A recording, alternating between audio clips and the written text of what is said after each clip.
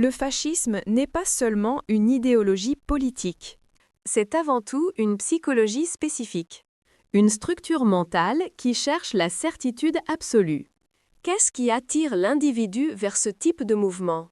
La réponse principale est l'insécurité profonde.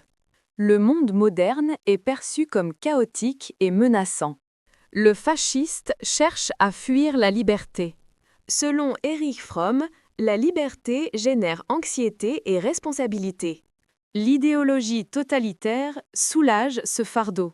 Elle offre des réponses simples à des questions complexes. Une clarté binaire, le bien contre le mal. Le doute est éliminé au profit de la foi aveugle. Le noyau de cette psychologie est l'autoritarisme. Un concept étudié par Adorno et l'école de Francfort. La personnalité autoritaire est rigide. Elle manifeste une obéissance absolue envers les supérieurs et un mépris violent pour les subordonnés ou les faibles. L'individu ne veut pas être libre, il veut être dirigé. Il projette son propre besoin de force sur le leader. Le leader devient la figure paternelle toute puissante. Le culte du chef est essentiel. Il incarne la volonté collective et l'unité mythique de la nation. Pour maintenir cette cohésion interne, il faut un ennemi extérieur. Le mécanisme psychologique central est la projection. Les propres peurs, échecs et haine sont externalisés. Ils sont attribués à un bouc émissaire désigné. Le juif, l'immigré, l'intellectuel, le traître interne. Ce processus crée un soulagement moral. L'individu n'est plus responsable de ses maux. C'est eux qui sont la source de la souffrance. La simplification du monde passe par un langage binaire. Une rhétorique polarisante et émotionnelle, qui ne laisse aucune place à la nuance ou à la complexité. L'objectif de cette rhétorique est la déshumanisation. Si l'ennemi n'est pas pleinement humain, alors l'agression et la cruauté sont justifiées. Elles deviennent même des actes de purification morale.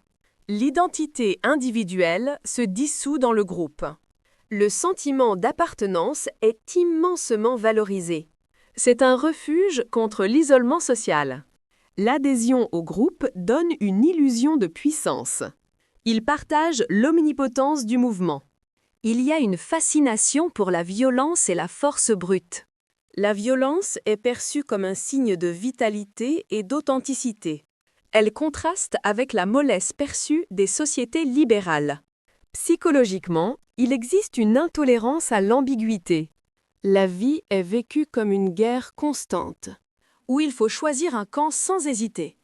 La pensée critique est perçue comme une faiblesse.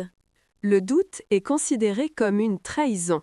L'idéologie remplace la réflexion autonome.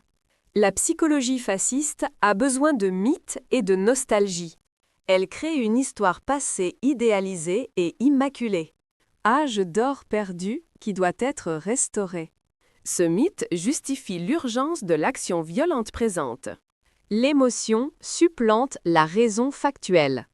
La frustration joue également un rôle clé. La frustration économique ou sociale est détournée. Elle n'est pas dirigée contre le système réel, mais projetée vers le bouc émissaire facile. Cette psychologie se nourrit aussi du ressentiment, le sentiment d'être spolié ou humilié par l'histoire. Ce ressentiment est transformé en une soif de revanche collective. Comment contrer cette psychologie? Par la cultivation de la pensée complexe, et en tolérant et en acceptant l'ambiguïté du monde. Par l'éducation civique et l'esprit critique. Apprendre à douter des réponses trop simples. Remettre en question les autorités autoproclamées. En encourageant l'empathie face à la projection de haine. En défendant l'individu face à la dissolution du groupe. La maturité psychologique est le meilleur rempart. L'acceptation de notre propre imperfection humaine et la reconnaissance de la valeur inaliénable de l'autre. C'est l'antithèse de la certitude rigide et destructrice.